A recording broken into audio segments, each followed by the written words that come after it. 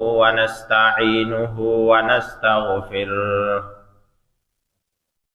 ونعوذ بالله من شرور أنفسنا ومن سيئات أعمالنا من يهده الله فلا مضل له ومن يضلله فلا هادي له ونشهد أن لا إله إلا الله وحده لا شريك له ونشهد أن سيدنا وسندنا وحبيبنا وحبيب ربنا ومولانا محمدا عبده ورسوله لا خالق إلا الله ولا مالك إلا الله ولا رازق إلا الله ولا محيط إلا الله ولا مميت إلا الله ونشهد أن لا إله إلا الله وحده لا شريك له ونشهد أن سيدنا وسندنا وحبيبنا وحبيب ربنا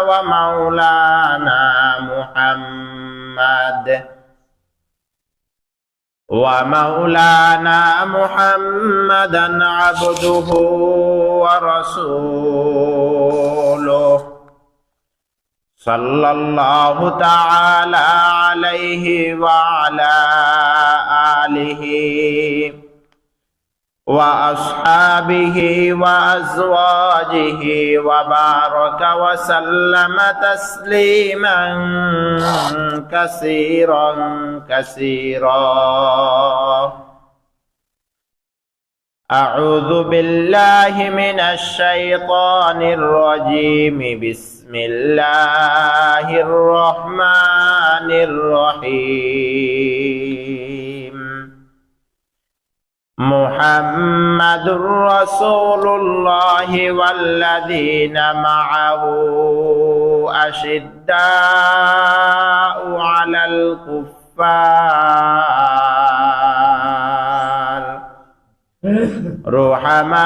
رحماء بينهم تراهم ركعا سجدا يبتغون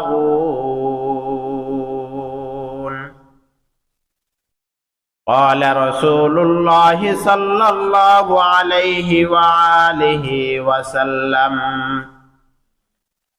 من أحب لله وأبغض لله ومنع لله فقد استكمل الإيمان أو كما قال عليه الصلاة والسلام اللهم صل على محمد وعلى آل محمد সবাই পড়ি اللهم صل على محمد وعلى آل محمد كما صليت على إبراهيم وعلى آل إبراهيم إنك حميد مجيد اللهم بارك على محمد وعلى آل محمد كما باركت على إبراهيم وعلى آل إبراهيم إنك حميد مجيد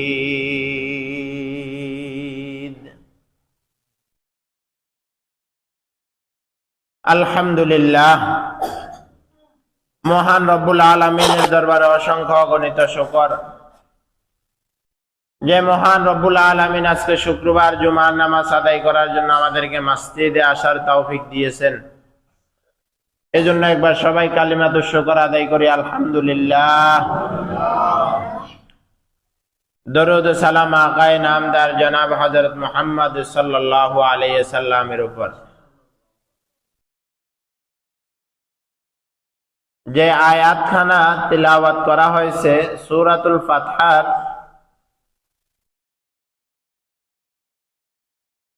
একেবারে শেষের দিকের যে আয়াত, এই আয়াতখানা তেলাওয়াত করা হয়েছে কিছু অংশ। আল্লাহ রাসূল সাল্লাল্লাহু আলাইহি সাল্লামের সাহাবায়ে কেরাম যিনারা আমাদের আদর্শ, আসহাবে কান নুজুমি ফাবিআইয়িহিম ইকতাদাইতুম ইকতাদাই। রাসূল সাল্লাল্লাহু আলাইহি সাল্লাম বলছেন, আমার সাহাবীদের মধ্য থেকে যদি কোনো একজনকেও যদি কেউ আদর্শ হিসাবে গ্রহণ করে তাহলে সে সঠিক পথের উপর থাকবে। কারণ আল্লাহ রাসূলের সাহাবী যারা,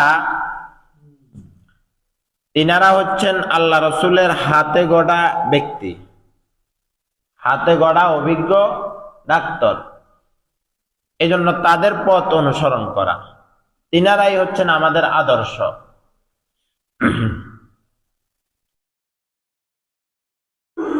মানুষের প্রতি মানুষের মহাব্বত, ভালোবাসা,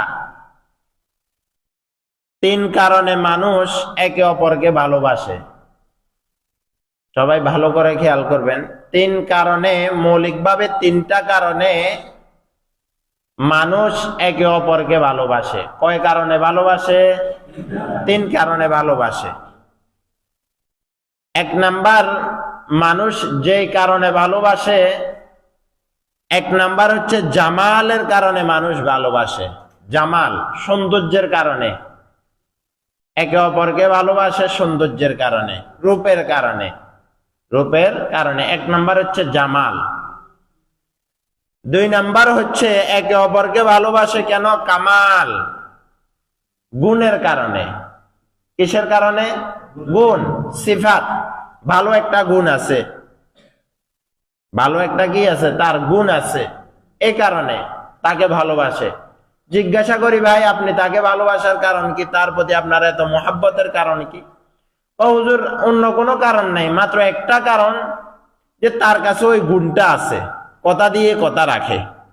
কথা দিয়ে কি? কথা রাখে। সাপোজ একটা কথা আর কি। তৃতীয় নম্বর, মানুষ একে অপরকে ভালোবাসে নাওয়াল, কাজের কারণে। কাজের কারণে। যে একজন গরিব ব্যক্তি কিন্তু একজন ধনী ব্যক্তি তাকে ভালোবাসে, কেন ভালোবাসে?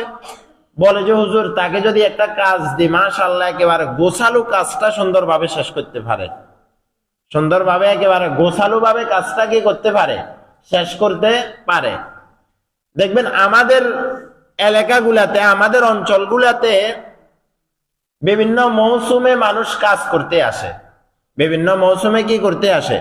কাজ করতে আসে। যেমন ধানের সময় ধান, সাধারণত ধান খুন্দে, এরিখুন্দ, হাইলখুন্দ যেগুলা হয়, ওই সময় বিভিন্ন অঞ্চলগুলা থেকে, রংপুর, দিনাজপুর, ময়মনসিংহ, এই বিভিন্ন অঞ্চলগুলা থেকে সাধারণত মানুষরা আসে এদিকে কাজ করার জন্য।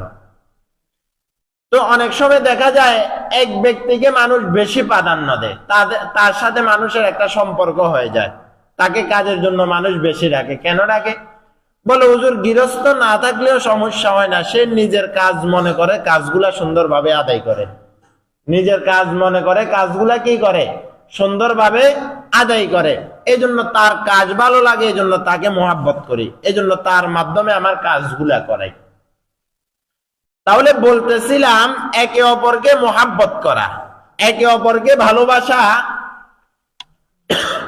তিন কারণে হয়ে থাকে। মৌলিকভাবে কয় কারণে হয়ে থাকে ভাই? তিন কারণে হয়ে থাকে। জামাল, কামাল, নাওয়াল। জামালো, কামালো, নাওয়ালো। তিন কারণে একে অপরকে ভালোবাসে। এক নাম্বার হচ্ছে সৌন্দর্যের কারণে একে অপরকে ভালোবাসে। কিসের কারণে? একটু আওয়াজ দেন না, কিসের কারণে? একে অপরকে সৌন্দর্যের কারণে ভালোবাসে। 2 নম্বর কারণ হচ্ছে একে অপরকে কামাল গুণের কারণে ভালোবাসে। 3 নম্বর হচ্ছে নাওয়াল, একে অপরকে কাজের কারণে, কাজের গুণ ভালো, কাজ সুন্দর, এই জন্য একে অপরকে ভালোবাসে। তাহলে আমাদের একে অপরকে ভালোবাসার মৌলিক কারণ হচ্ছে 3টি। আরো অনেক কারণ থাকতে পারে, মৌলিকভাবে 3টা কারণ। সৌন্দর্য, রূপের কারণে ভালোবাসে, গুণের কারণে ভালোবাসে, কাজের কারণে ভালোবাসে। রূপের কারণে, গুণের কারণে, কাজের কারণে একে অপরকে কি বাসে? ভালোবাসে। আমাদের ভালোবাসাটা হতে হবে আল্লাহর সন্তুষ্টির জন্য। আমাদের ভালোবাসাটা কি হতে হবে? আল্লাহর সন্তুষ্টির জন্য হতে হবে। যে আয়াতখানা পড়ছি যে মুহাম্মাদুর রাসূলুল্লাহ ওয়াল্লাযীনা মাআহু আশিদ্দাউ আলাল কুফফার, সবাই একবার বলি আল্লাহু আকবার। আর একটু জোরে বলি আল্লাহু আকবার। আশিদ্দাউ আলাল কুফফার, সাহাবায়ে কেরামের ভালোবাসা। সাহাবায়ে কেরাম একে অপরের প্রতি ভালোবাসাটা কি কারণে ছিল? আল্লাহ তাআলা কোরআনের মাঝে ঘোষণা করে মুহাম্মাদুর রাসূলুল্লাহ ওয়াল্লাযীনা মাআহু, মুহাম্মদ যিনি আমাদের রাসূল, যিনি আমাদের কি রাসূল, ওয়াল্লাযীনা মাআহু, আর তার সাথে তার সঙ্গী যারা, তার সাথে যার কি সঙ্গী যারা। সঙ্গী যারা বলতে হযরত সাহাবায়ে কেরাম রাদিয়াল্লাহু তাআলা আনহুম আজমাইন। সঙ্গী যারা তারা হচ্ছে কি হযরত সাহাবায়ে কেরাম রাদিয়াল্লাহু তাআলা আনহুম আজমাইন, যারা তারা ওয়াল্লাযীনা মাআহু আশিদ্দাউ আলাল কুফফার। আল্লাহ কোরআনের মাঝে বলেন আশিদ্দাউ আলাল কুফফার। ওই সাহাবায়ে কেরামের জামাত, সাহাবায়ে কেরামের যে মুজমা, সাহাবায়ে কেরামের যে জামাত ছিল, আল্লাহ রাসূলের সাথী যারা, এরা আশিদ্দাউ আলাল কুফফার, কাফেরদের ব্যাপারে এরা ছিল সীসাডালা প্রাচীনের মতো, একেবারে শক্ত, একেবারে কঠিন থেকে কঠিন, একেবারে কি কঠিন থেকে কঠিন। মনে হয় যে এদের থেকে কঠিন পৃথিবীর জমিনে, দুনিয়ার জমিনে আর কেউ নেই, দুনিয়ার জমিনে আর কেউ নেই। কাদের ব্যাপারে? ভাই একটু খেয়াল করতে হবে, কাদের ব্যাপারে? সাহাবায়ে কেরাম ছিলেন কাফেরদের ব্যাপারে। কাদের ব্যাপারে? কাফেরদের ব্যাপারে। আশিদ্দাউ আলাল কুফফার রুহামাউ বাইনাহুম তারাহুম, যারা কাফেরদের ব্যাপারে ছিল কঠিন, যারা কাফেরদের ব্যাপারে ছিল শক্ত, যারা ইসলামের দুশমনদের ব্যাপারে ছিল শক্ত, তাদের থেকে শক্ত দুনিয়ার মাঝে কেউ ছিল না। রাসূল বলে রুহামা, আল্লাহ তাআলা বলে রুহামাউ বাইনাহুম তারাহুম। সবাই একবার বলি আল্লাহু আকবার। যারা কাফেরদের ব্যাপারে এত কঠিন ছিল, এত শক্ত ছিল, আল্লাহ তাআলা বলে রুহামাউ বাইনাহুম তারাহুম, আর তারা আপোষের মাঝে, তারা তাদের নিজেদের মাঝে ছিল একেবারে নরম। সুবহানাল্লাহ, সুবহানাল্লাহ। আল্লাহ রাসূল বলে আমাদের ভালোবাসার মাপকাঠি কেমন হবে? আমাদের ভালোবাসার মাপকাঠি কেমন হবে? আমাদের একে অপরকে মুহাব্বত করার মাপকাঠিটা কেমন হবে? সবাই একটু খেয়াল করবেন, আমাদের একে অপরকে ভালোবাসার মাপকাঠি কেমন হবে? আমি আমার চাচাতো ভাইকে মুহাব্বত করি, কেন মুহাব্বত করি? আমার চাচাতো ভাই। আমি আমার খালাতো ভাইকে মুহাব্বত করি, কেন মুহাব্বত করি? খালাতো ভাই। আমি আমার কাকাকে মুহাব্বত করি, কেন মুহাব্বত করি? উনি আমার বাবার ভাই, কাকা। আমি আমার জ্যাঠাকে মুহাব্বত করি, কেন মুহাব্বত করি? উনি আমার বাবার বড় ভাই। আমি আমার খালাকে মুহাব্বত করি, কেন মুহাব্বত করি? উনি আমার মায়ের বোন। উনি আমার কি মায়ের বোন। এক একজনকে মুহাব্বত করার, এক একজনকে ভালোবাসার, এক একজনের কাছে যাওয়ার এক একটা কারণ থাকে।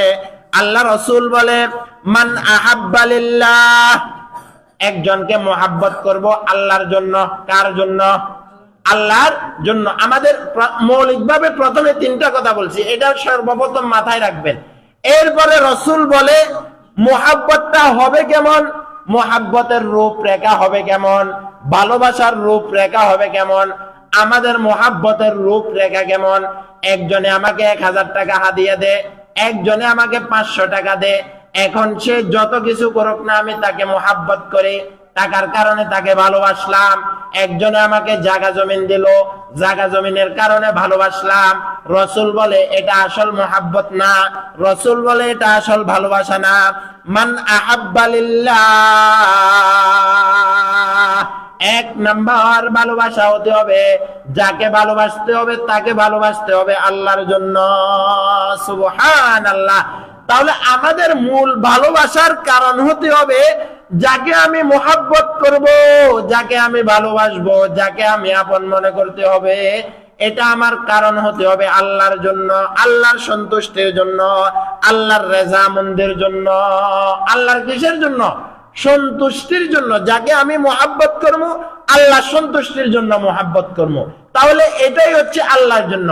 দ্বিতীয় নম্বর রাসূল বলে মান আহাব্বা লিল্লাহ ওয়া আবগাদা লিল্লাহ ওয়া আবগাদা লিল্লাহ ওয়া আবগাদা লিল্লাহ। রাসূল বলে একজনের সাথে তোমার দুশমনি থাকবে, একজনের সাথে তোমার দুশমনি থাকবে, একজনের সাথে তোমার দূরত্ব থাকবে। ওয়া আবগাদা লিল্লাহ, এই দূরত্বটা, এই দুশমনিটা, এটাও হতে হবে আল্লাহর জন্য।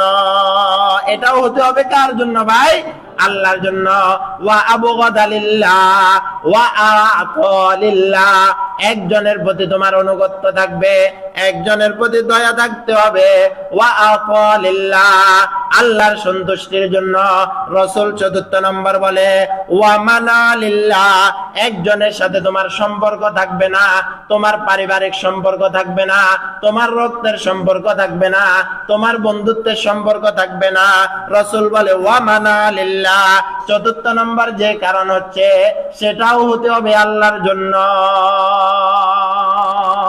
তাহলে রাসূল 4টা বিষয় বলছে, একজনের প্রতি একজনের ভালোবাসা, একজনের প্রতি একজনের মোহাব্বতটা হতে হবে।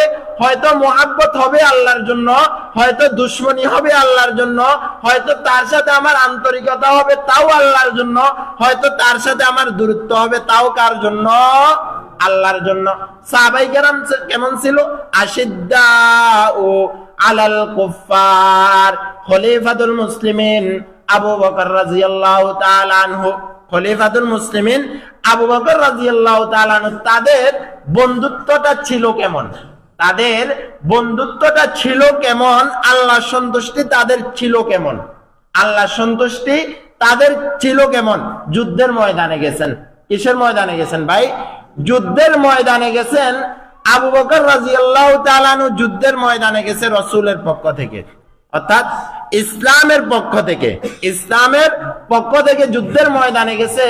আর কাফেরদের পক্ষ থেকে আবু বকর রাদিয়াল্লাহু তাআলা আনহুর সন্তান আব্দুল্লাহ, আবু বকর রাদিয়াল্লাহু তাআলা আনহুর সন্তান আসছে কাফেরদের পক্ষ থেকে।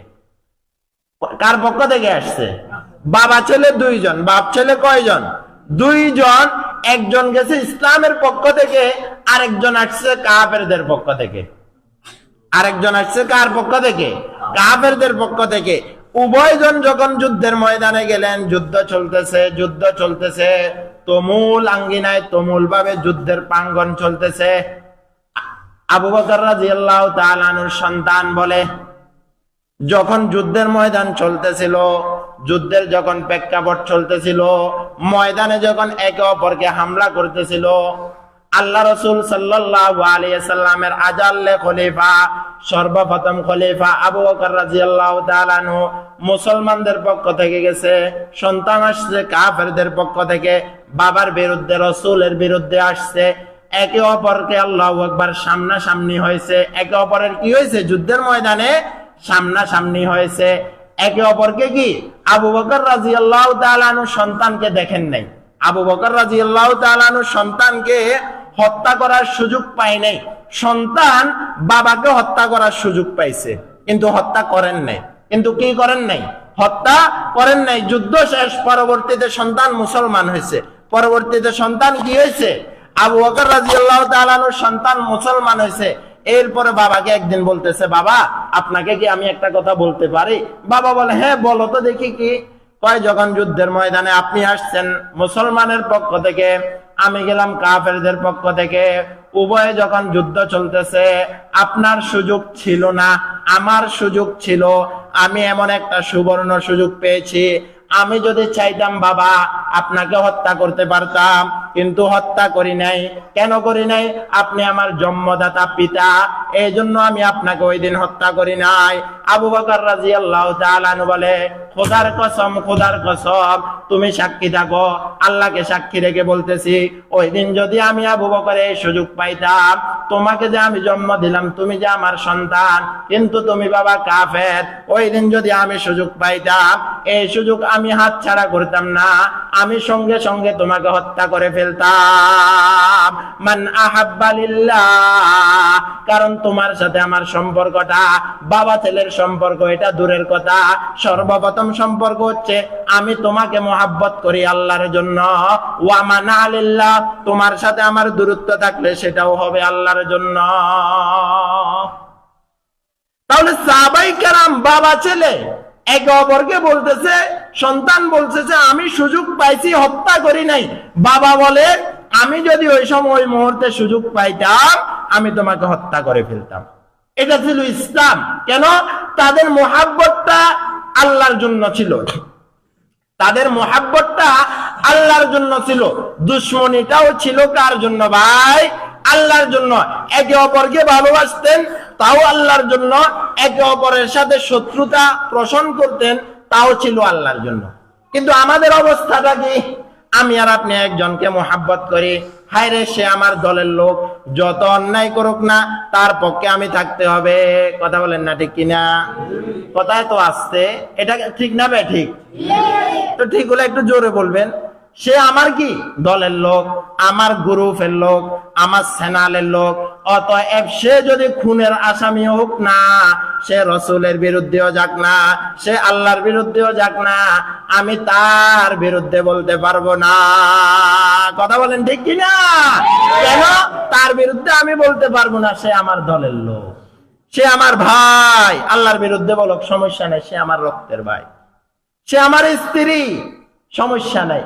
সে আমার মা, সমস্যা নেই। তাহলে মান আহাব্বা লিল্লাহ, মুহাব্বতটা হতে হবে কার জন্য? আল্লাহর জন্য।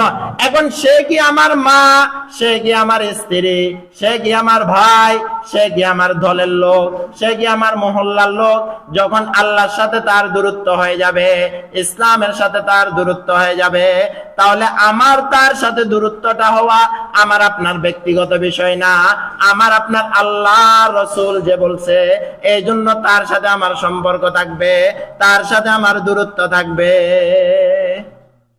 কিন্তু দেখা যায় আমাদের প্রেক্ষাপটটা কি, আমাদের অবস্থাটা কি?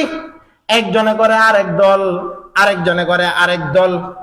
উভয়ের মত পার্থক্য থাকতে পারে, উভয়ের কি মত পার্থক্য থাকতে বলে, তাই বলে একই সমাজের মানুষ, একই গ্রামের মানুষ, একই বাড়ির মানুষ, একই মায়ের দুই সন্তান একে অপরের সাথে কথা বলে না। কারণ সে একটা দল করে, আমি আর একটা দল করি। তার মতের সাথে আমার মতের সম্পর্ক নাই, আমার মতের সাথে তার মতের সম্পর্ক নাই। এই জন্য আমার দল যতদিন ক্ষমতায় থাকবে, আমি রাজত্ব করব, আমার অপর ভাইকে আমি এলাকায় ঢুকতে দিব না। কথা বলেন ঠিক কিনা? এই হচ্ছে আমাদের অবস্থাটা। আমাদের সম্পর্কটা হচ্ছে দলের কারণে, আমাদের সম্পর্কটা হচ্ছে ব্যক্তির কারণে, আমাদের সম্পর্কটা আল্লাহ এবং আল্লাহ রসুলের জন্য নাই। আমাদের সম্পর্কটা কি আল্লাহ এবং আল্লাহ রসুলের জন্য নাই। হায়রে, যে সমাজের মানুষকে আমি আমার কাছে নিয়ে আসতে পারলাম না, যে এলাকার মানুষকে আমি বন্ধুত্ব তৈরি করতে পারলাম না, কেন? একমাত্র সে আমার মতের খেলাফ, এই জন্য। একমাত্র সে আমার দলের খেলাফ, এই জন্য তাকে আমি কি মোহাব্বত করতে পারলাম না। তাকে আমি এখন কানা চোখে দেখি, তাকে এখন আমি বাঁকা চোখে দেখি। কেন? সে আমার গ্রুপের লোক না, অথচ সে আমার মহল্লার লোক, অথচ আমরা একই বাড়ির লোক, কিন্তু আমার বিপদের সময় আমার দলের ব্যক্তি আগে আসবে না আমার বাড়ির ব্যক্তি আগে আসবে? কথা বলেন। বাড়ির ব্যক্তি কি আসবে? আগে আসবে। আমার ঘরে আগুন ধরছে, আগুন নিবানোর জন্য আমার দলের নেতা আসতে আসতে আমার ঘর ছাই ছাই হয়ে যাবে, কিন্তু আমার এলাকার মানুষ যার সাথে আমার দূরত্ব ছিল, যার সাথে আমার মন মানিল্য ছিল, সেই আসে কিন্তু সর্বপ্রথম আমার ঘরের আগুন নিবেবে। কথা বলেন না ঠিক কিনা? এই জন্য বলতেছিলাম, মান আহাব্বা লিল্লাহ ওয়া আবগাদা লিল্লাহ ওয়া মানা লিল্লাহ ফাকাদ ইসতাকমালাল ঈমান। রাসূল বলে, যদি মুহাব্বত হয় আল্লাহর জন্য, যদি দূরত্ব হয় তাও হবে আল্লাহর জন্য, যদি কাছে আনতে হয় তাও হবে আল্লাহর জন্য, যদি দূরে ফেলতে হয় তাও হবে আল্লাহর জন্য, স্বার্থের জন্য নয়। কিসের জন্য নয়? স্বার্থের জন্য নয়। রাসূল বলে ফাকাদ ইসতাকমালাল ঈমান। তাহলে যদি সবগুলা হতে পারে ফাকাদ ইসতাকমালাল ঈমান, তাহলে তার ঈমানটা পরিপূর্ণ বুঝবা। তাহলে আমাদের ঈমান পরিপূর্ণ হতে পারে নাই, কারণ আমার গ্রুপের ব্যক্তি যদি অন্য বিমুখী হয়ে যায়, তাহলে আমি যত কিছু আমি আমারটাকে প্রাধান্য দিই। আশিদ্দাউ আলাল কুফার রুহামাউ বাইনাহুম তারাহুম জামালু কামালু নাওয়াল। তাহলে বলতেছিলাম মৌলিক তিনটা কারণ, মানুষের ভালোবাসার মৌলিক তিনটা কারণ। এক নাম্বার ভালোবাসা হচ্ছে কি? সৌন্দর্যের কারণে ভালোবাসা। সৌন্দর্যের কারণে কি? ভালোবাসা। দুই নাম্বার কারণ হচ্ছে গুণের কারণে ভালোবাসা। তিন নাম্বার কারণ হচ্ছে কাজের কারণে ভালোবাসা। কাজের কারণে কি? ভালোবাসা। এই সবগুলাও যদি থাকে, কিন্তু আল্লাহ রসুল, আল্লাহ এবং আল্লাহ রসুলের যে মানদণ্ড ওইটা যদি না থাকে, তাহলে তার সাথে আমার সম্পর্ক থাকবে না, তাও আল্লাহর জন্য।